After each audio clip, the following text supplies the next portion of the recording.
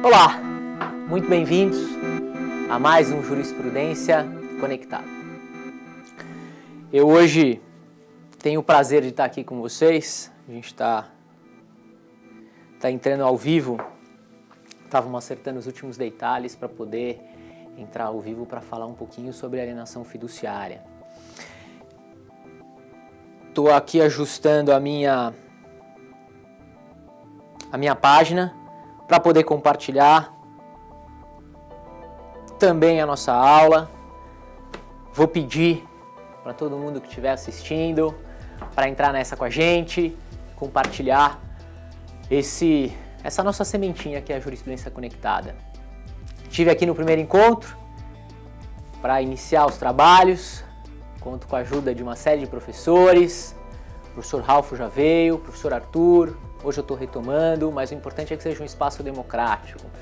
Então, nós vamos contar com muita gente bacana, muita gente que vai trabalhar a jurisprudência dentro das suas áreas de atuação mais próximas. Então, para isso, vem o professor Caio Bartini para falar um pouquinho de tributário, vem o professor Paulo Bastos para falar um pouquinho de empresarial, e a gente vai oxigenando aos poucos tudo isso daí.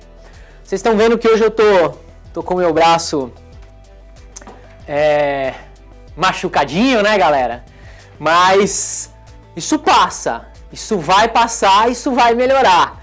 Eu desloquei o ombro, vou ter que operar, mas nada que atrapalhe a nossa aula de hoje e nada que atrapalhe o meu contato com o curso e o meu contato aqui com vocês ao vivo. Bom, o tema de hoje é alienação fiduciária. Tema importante no tocante ao direito civil, tema de repercussão automática no registro de imóveis. E para falar de alienação fiduciária, eu vou trabalhar com algumas questõezinhas de corregedoria, vou falar um pouquinho sobre a jurisprudência do Conselho Superior da Magistratura e também da jurisprudência contenciosa. Tá certo? Vocês estão ligados? Tamo aí. E hoje nós temos sorteio, né? Hoje eu tenho 2 livros para sortear e a ideia é que aos poucos a gente torne isso uma rotina. Toda vez a gente vai fazer alguma coisa diferente para estar sempre contando com vocês. Tá bom?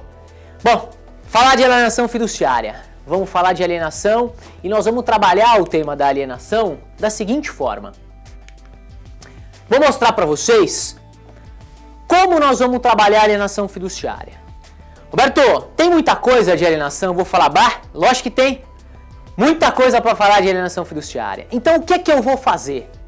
Eu vou trabalhar a ideia de alienação fazendo um desdobramento do tema crescente.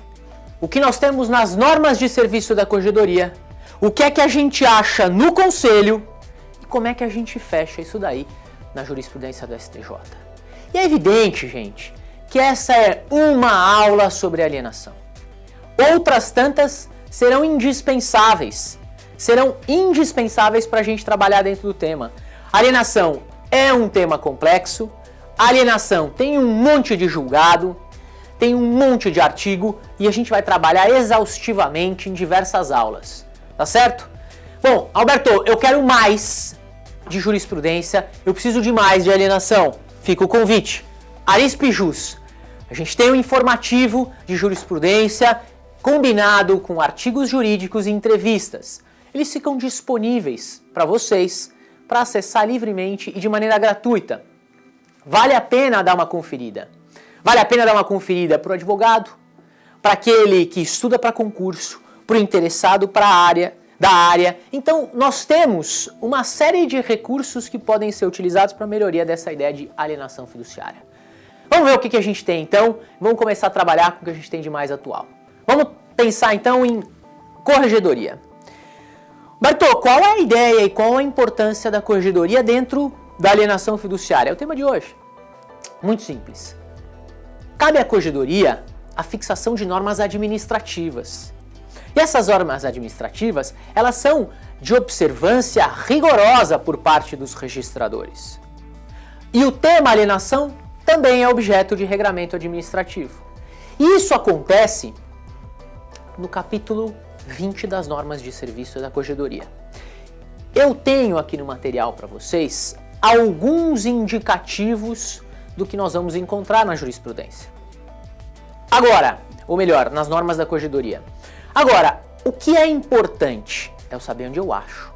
Para isso, pensando em normas da Corregedoria e estou pensando em São Paulo, entrem no site do Tribunal de Justiça, Institucional, Corregedoria. O institucional vai ficar na aba superior do lado direito. Entrem em Corregedoria, normas do extrajudicial. E aí vocês vão ter uma série de regramentos extremamente úteis. Estou falando de registro de imóveis, então estou falando de capítulo 20. Tá bom? Bem, vamos começar com o que a gente tem destaques rápidos de algumas questõezinhas que nós encontramos nas normas de serviço da Corregedoria e o impacto na jurisprudência. Então vamos lá. Primeira coisa que eu preciso falar para vocês. Item 230, capítulo 20, normas de serviço da Corregedoria. Eu tenho o quê? A alienação fiduciária será constituída mediante registro do contrato na matrícula do imóvel. O que significa isso? Significa que eu só tenho reconhecimento, publicidade, conferência de direito real a partir do momento em que ingressa no folho real. Do contrário, tenho direito meramente obrigacional.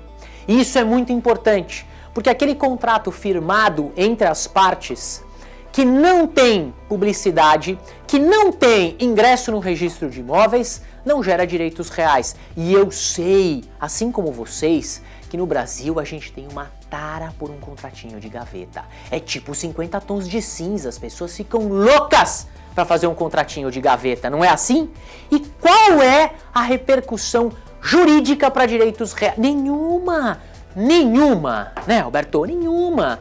Contrato de gaveta gera direitos obrigacionais. A gente tem uma tara, a gente é louco por isso. Eu sei que as pessoas falam, o Brasil é o país do futebol. Não, aqui o negócio é contratinho de gaveta, meu bem. A gente adora um contrato de gaveta.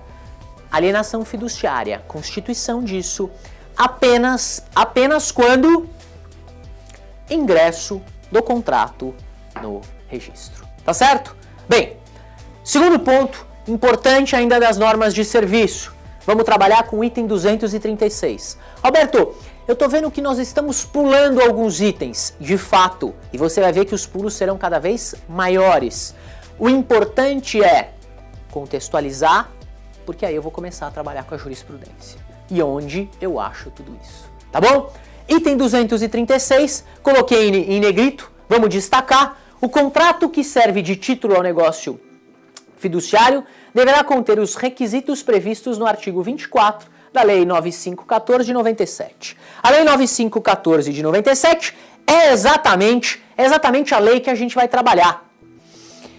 E quais são esses requisitos? O que é que eu encontro no artigo 24? E por que isso é importante? Muito simples. É importante a observância do artigo 24, pois o negócio jurídico, para fins de registro, deverá observar o artigo 24. Isso caberá ao oficial no tocante à qualificação do título. Título qualificado, qualificado com sucesso, ingressa no registro de imóveis. E dessa forma, a gente trabalha com o artigo 24.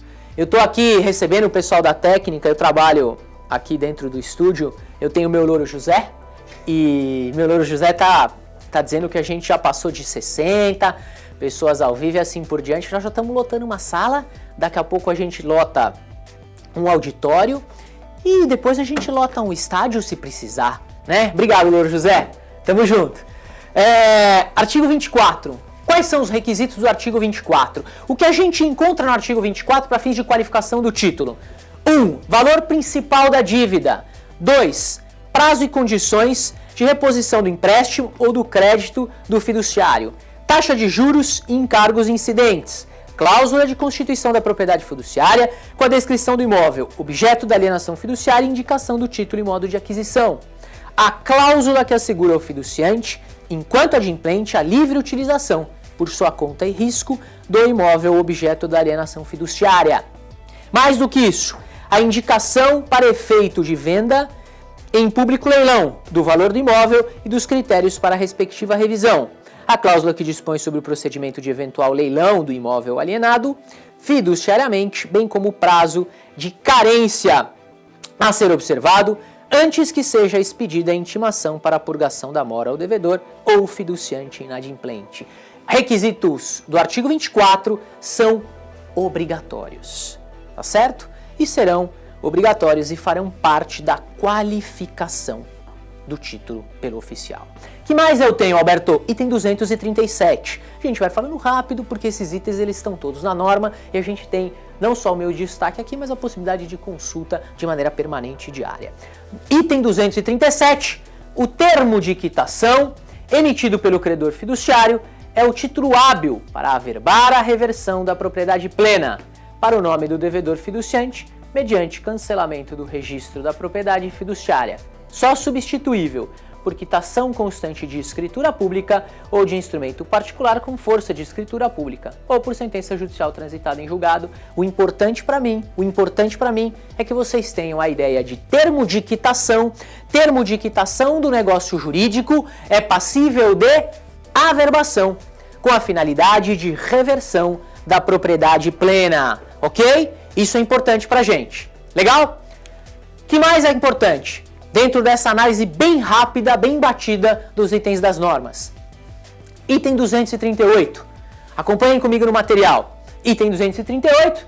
O devedor fiduciante, com anuência expressa do credor fiduciário, poderá transmitir seu direito real de aquisição sobre o imóvel objeto de alienação fiduciária em garantia, assumindo o cessionário adquirente as respectivas obrigações na condição do novo devedor fiduciante.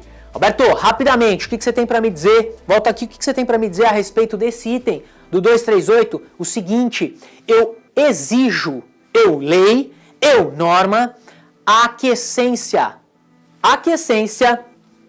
do credor para fins de transação dos direitos. E isso por qual motivo? Porque uma vez que eu tenho, vocês acompanham aí, que eu tenho a condição do devedor sendo substituído, eu tenho automaticamente uma alteração na saúde financeira daquele que irá pagar. Por isso a necessidade de concordância do credor, porque ele será diretamente atingido. Mas o que é que acontece na prática?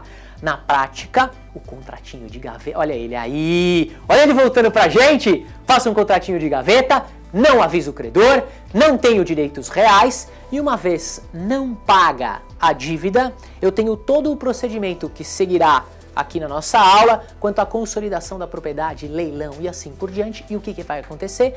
Aquele do contratinho de gaveta vai se ver obstado de usufruir a coisa, porque direito real ele nunca teve. E aí o que sobra a ele? Direitos obrigacionais com aquele que fez o contratinho de gaveta com ele. Trazendo isso para o sertanejo, universitário, eu diria, pode chorar, eu não volto para você. Ele não mais exercerá os seus direitos possessórios, porque é o que ele tem com base num contrato de gaveta. Tá certo? Vamos voltar para cá, vamos trabalhar com o item 239. Item 239 das normas. O título que instrumenta a transferência de direitos e obrigações deverá ingressar para ato de averbação na matrícula do imóvel, cabendo ao oficial observar a regularidade do recolhimento dos impostos de transmissão. Bom, o que é que eu tenho no item 239 de destaque? A indicação do ato de averbação, do título que instrumentaliza essa transferência, cabendo sim ao oficial a regularidade do recolhimento do imposto de transmissão. Então, portanto, eu tenho uma qualificação do instrumento. Legal? Item 240. A cessão de crédito, objeto da alienação fiduciária, implicará a transferência ao cessionário de todos os direitos e obrigações inerentes à propriedade fiduciária em garantia, e independe de anuência do devedor fiduciante. O item, então, 240, o item 240 também possibilita que eu tenha uma alteração quanto ao credor no negócio jurídico fiduciário.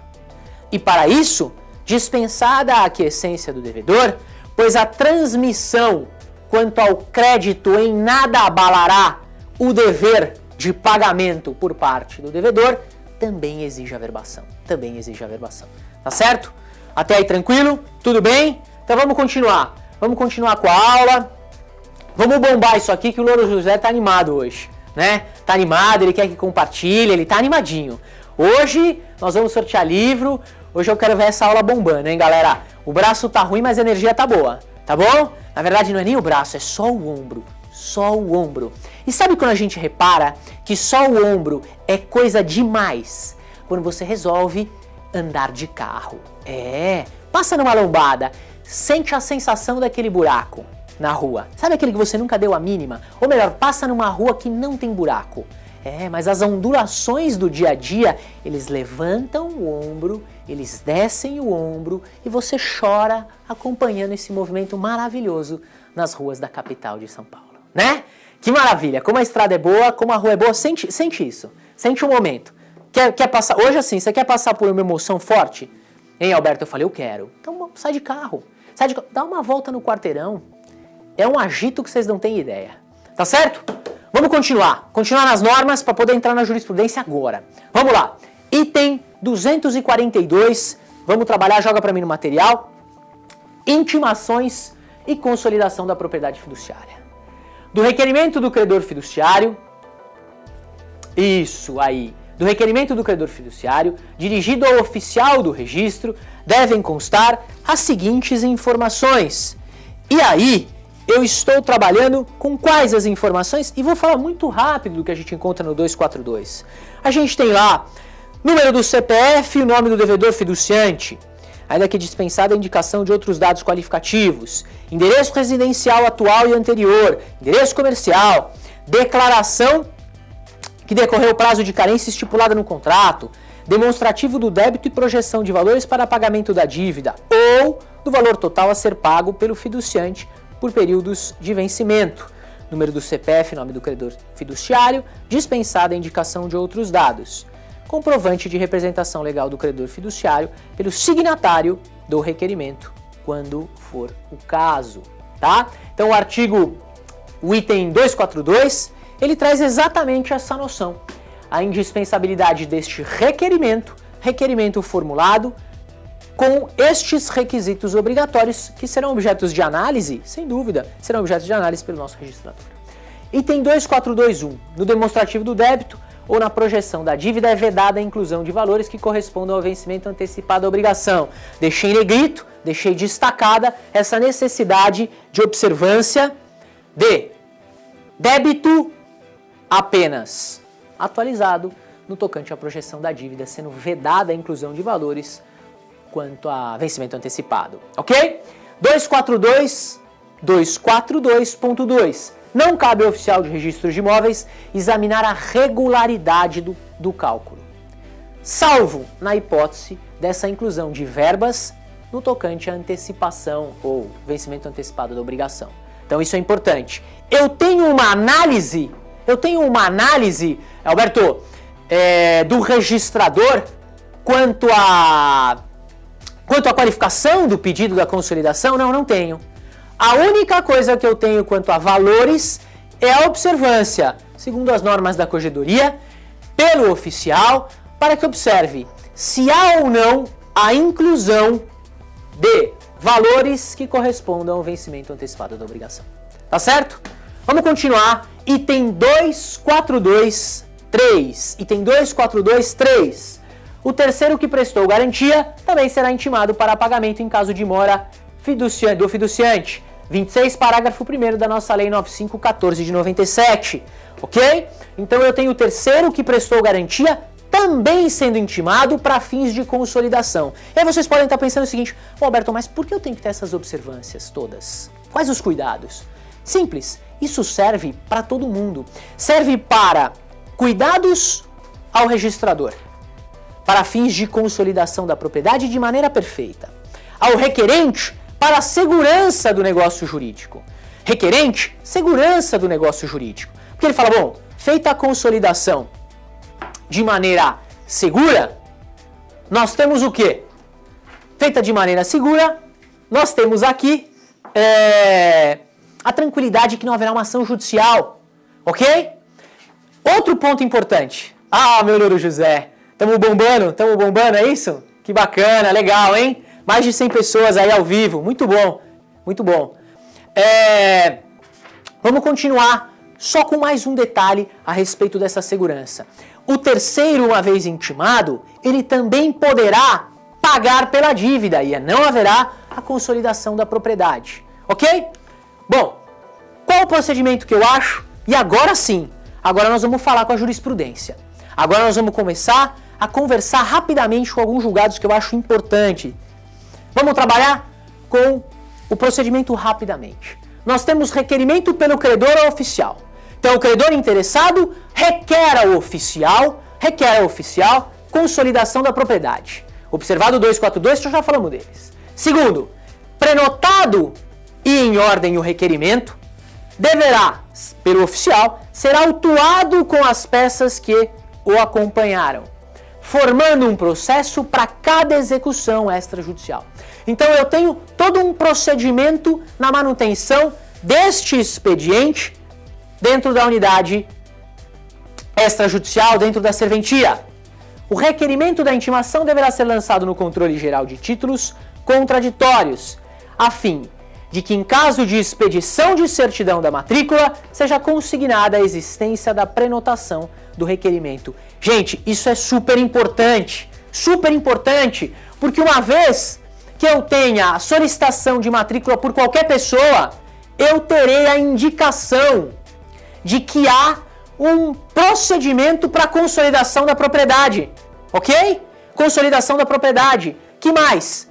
Em ordem, o registrador expede intimação ao devedor para a purgação da mora em 15 dias, ciente da consolidação da propriedade. E agora, gente, alguns cuidados, que aqui é o pulo do gato.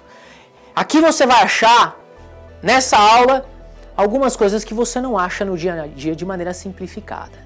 E é com isso que eu vou trabalhar, com o que tem de diferente, para tornar isso aqui um pouquinho diferente do que você vai achar no comum da vida.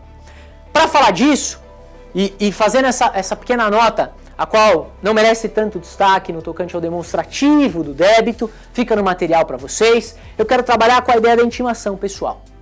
Nós temos a seguinte situação: intimação pessoal pelo serviço do extrajudicial, pessoa física ou jurídica, representantes legais. Eu tenho alguns cuidados, mas antes de cuidados, vou trabalhar com um julgado para vocês aqui. Gostaria que vocês anotassem por gentileza, o recurso especial 15.31.144. Então eu estou falando em 15.31.144, Pernambuco, recurso especial do STJ. Ministro Moura Ribeiro, foi outrora já desembargador do Tribunal de Justiça de São Paulo. Ministro Moura Ribeiro, julgador da terceira turma do STJ, julgado 15 de março de 2016.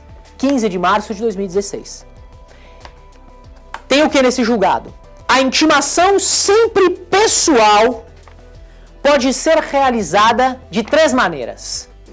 Primeira maneira, por solicitação do oficial do registro de imóveis. 2, por oficial do registro de títulos e documentos da comarca da situação do imóvel ou do domicílio de quem deva recebê-la. Terceira hipótese, pelo correio com aviso de recebimento, sendo essa a melhor interpretação da norma contida no artigo 26, parágrafo 3º da 9514 de 97. O que é que o STJ decidiu e o que é que o ministro fez questão de destacar em sua ementa? É nula a intimação do devedor que não se dirigiu à sua pessoa, sendo processada por carta com aviso de recebimento, no qual consta como receptor pessoa alheia aos autos e desconhecida. Qual é o cuidado que nós temos que ter aqui com esse julgado? Qual é o cuidado que nós temos que ter? É o seguinte, meus amigos. O julgado do STJ estabelece que a intimação é pelo oficial do RI, é pelo registrador do TD ou nós temos ela pelo correio com aviso de recebimento em mão própria daquele que é o devedor. Do contrário, não havendo essa situação e sendo recebido por terceiro, entende que é nula a intimação do devedor. Isso é sério? Sério. Isso é grave? É. E para todo mundo. Isso é bom para cair no concurso? É ótimo. Isso é um cuidado especial do advogado? Sem dúvida. Mais do que isso, o registrador deve observar para fim da consolidação tal cuidado? Perfeito. Então, esse é um julgado importante para todos aqueles que operam dentro da alienação fiduciária. Daqui a pouco a gente está acabando a aula, daqui a pouco a gente vai começar os sorteios dos livros, ok? Vamos começar daqui a pouquinho para aqueles que compartilharam. Compartilhou, participou, compartilhou, participou, ganhou, compartilhou. Participou, ganhou, a gente está mandando o livro. Legal? Bom, então esse julgado é importante vocês terem. Anotem aí mais uma vez, 1531 144. 1531 144 STJ. Legal? Bem, vamos voltar para aquilo que a gente tem no nosso material. Joga para mim o material. Acho que isso é diferente, a gente encontra nas normas da corregedoria, mas isso na prática muitas vezes a gente tem dificuldade. Acompanhem comigo. Os cuidados que eu fiz questão de anotar para vocês no material, joga para mim lá no slide, por favor. Nós temos aqui. Falecimento do devedor. Pode acontecer isso. O devedor veio a falecer. Como é que eu faço essa intimação? Ao inventariante. Faço ao inventariante, devendo ser apresentadas cópias autenticadas da certidão de óbito e do termo de compromisso de inventariante. Roberto, não tenho abertura. Eu não tenho abertura de inventário. Faço o quê? Todos os herdeiros e legatários do devedor, os quais serão indicados pelo credor fiduciário. Olha o cuidado, então. Recusa em assinar a intimação. Havendo recusa em assinar a intimação, eu tenho a possibilidade de que o registrador certifique que o ato de fato foi realizado sem qualquer observância por parte do registrado, por parte do devedor. O devedor não quis assinar, tá certo? Bom, vamos fechar aqui com mais uns cuidados. E aqui são os últimos cuidados para a gente fechar a nossa aula. Eu sei que eu já falei demais, vocês já estão cansados e o bom orador é aquele que sabe a hora de parar. Sabe a hora de parar. E aqui não tem mimimi, não é porque o braço está doendo, não. É só para não falar mais do que vocês podem aguentar e deixar para a próxima aula mais coisas sobre alienação. Mas eu vou fechar com esse material, com esse slide aqui a nossa aula de hoje. Que é a seguinte: existe a possibilidade de intimação pessoal e essa é a melhor opção. Ok, já falamos do julgado. Segundo ponto, existe a possibilidade de intimação por edital. Eu vou dizer sim, sim. Citação, ou melhor, intimação por edital, perfeito, diante da impossibilidade de localização. Intimação por edital. Mas eu tenho um outro detalhe, e aqui mais um ponto de destaque na nossa aula, que é a previsão administrativa de intimação por hora certa. O que é que eu tenho, Roberto? Eu tenho a possibilidade de intimação por hora certa dentro da alienação fiduciária?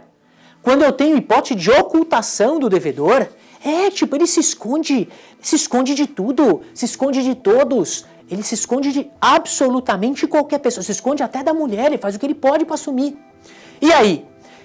A lei não prevê expressamente a intimação por hora certa, ela não prevê. Então, qual foi a saída administrativa? Bom, eu tenho intimação pessoal, que é real.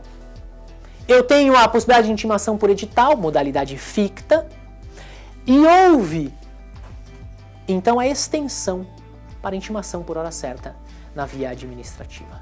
E acompanhem comigo no material o que é que nós temos. Nós temos o seguinte, item 253.1, que decorre do provimento 33, isso, olhem aí no material, 33 de 2014. À época, eu ainda era juiz assessor da corregedoria, trabalhava inclusive no extrajudicial, acredito que no extrajudicial, estava na equipe do judicial.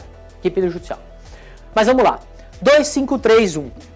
Quando, por 3 vezes, o devedor, seu representante legal ou seu procurador não for encontrado em seu domicílio, residência em outro endereço indicado pelo credor para ser intimado e houver suspeita razoável de ocultação, por parte de quem?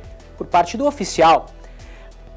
Caberá ao oficial, intimará qualquer pessoa próxima, parente ou não do devedor, de que no dia imediatamente seguinte voltará a efetuar a intimação na hora que designar. Meus caros, e aqui a gente vai encerrando, esse é o último slide que eu faço questão de passar para vocês.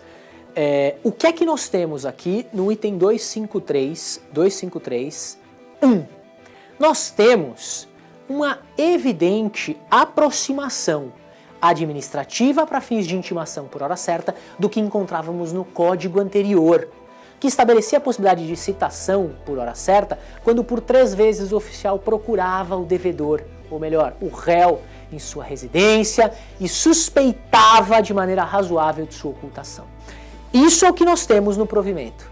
E aí eu digo o seguinte para vocês, a citação por hora certa, e fiz questão de colocar no material de vocês, lá do nosso Código de Processo Civil, sofreu alteração com o Código em 2015. Sofreu tal alteração que agora nós temos no artigo 252, o artigo 252 do novo CPC estabelece 2 tentativas mais suspeita de ocultação para citação por hora certa. E a pergunta que fica é, aplica-se... Como assim, Alberto?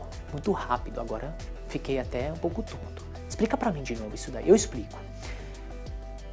A época em que o provimento 33 de 2014 foi editado pela Corregedoria Geral da Justiça, o código vigente era o Código de 73.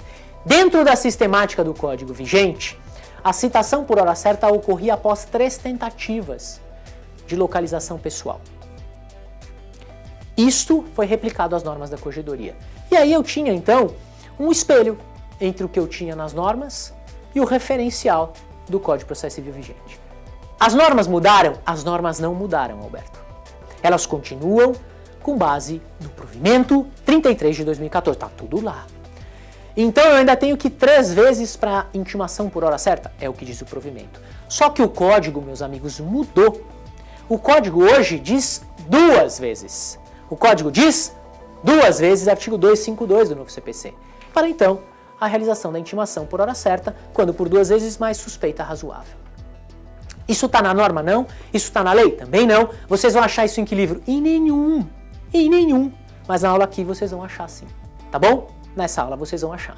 E eu vou dizer o seguinte, eu tenho, obrigatoriamente, que lembrar que há uma responsabilidade do registrador no tocante à observância das normas. Então dificilmente nós vamos ter essa aplicação automática do novo CPC quando as normas dizem o contrário. Acho sim que cabe uma provocação para que ocorra a revisão, neste ponto, das normas de serviço da Corregedoria. E fico muito à vontade para dizer isso, porque a aula está sendo ao vivo hoje, mas eu garanto que na revisão e na última atualização das normas no site do tribunal, vocês podem acompanhar, foi no dia 11 de outubro de 2016, constava exatamente este item com essa redação. Precisamos alterar a norma administrativa? Precisamos, para adequá-la ao novo código e exigir então 2 intimações? Duas possibilidades para então intimação por hora certa, mais a suspeita? Eu diria que sim. Tá bom? Gente, sei que falei demais, eu queria agradecer mais de 120 pessoas ao vivo aí assistindo. Para mim foi um prazer estar aqui, uma grande honra poder dividir esse momento com vocês. E agora a gente vai ter que ir para o sorteio. Como é que vai funcionar esse sorteio? O pessoal da técnica, meu louro José, eles vão sortear tudo que foi compartilhado, vão me dar os nomes e eu vou pedir para vocês, como é que eles vão entrar em contato? Pode pelo Facebook? Facebook da Arisp? Vão mandar para a Arisp? Então, aqui no Facebook, vocês mandam na Arisp ou podem me mandar pelo Messenger os endereços para a gente poder encaminhar. Vamos lá. Eu tenho aqui... Legal. Lael Dourado, é isso? Lael Dourado e Valéria Thanos. Legal. São os dois sorteados? Então, legal. Lael e a Valéria, eu vou pedir para vocês entrarem em contato, para vocês mandarem para a Arisp o endereço que a gente vai encaminhar. Ah, a gente vai entrar em contato? Show, ó, melhor ainda. Falar, sim que é bom, viu? Eu tô com o braço machucado, mas quem é paparicado aqui são vocês. Fico feliz, que bom, espero que vocês aproveitem o livro sobre noções gerais de registros públicos. Eu agradeço estar aqui, agradeço a energia, queria agradecer o pessoal que está dando uma força na aula. Meu louro José, Felipe, obrigado. Tamo junto. Semana que vem sou eu que vou estar aqui para continuar falando de alienação fiduciária. Ah, então quer dizer que semana que vem a gente acaba a alienação fiduciária? Lógico que não, né, meu bem? Só vou trazer mais questões. O importante é a atualidade. E a atualidade é reciclagem constante. Legal? Obrigado, foi show. Até a próxima. Semana que vem tamo junto. Valeu, obrigado, tchau, tchau.